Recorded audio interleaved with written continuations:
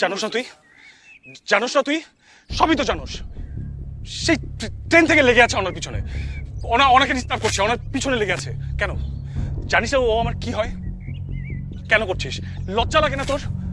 তোর লজ্জা লাগে না? অনেক হয়েছে, আর সহ্য করতে পারছি না।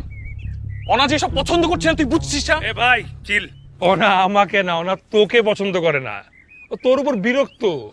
তুই যে ওভার কেয়ারিং, পজিটিভ নেচার এগুলো নিতে পারতেছে না। এবার আমার কি মনে হয় জানোস, ও তোকে বিয়েও করবে না।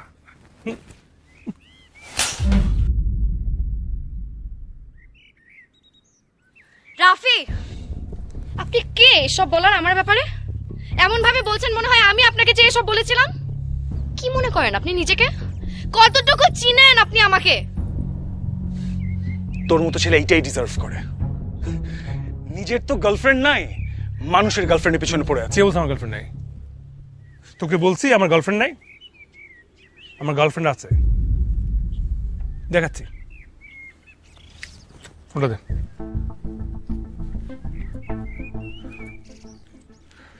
এক্ষুনি প্রমাণ দিচ্ছি।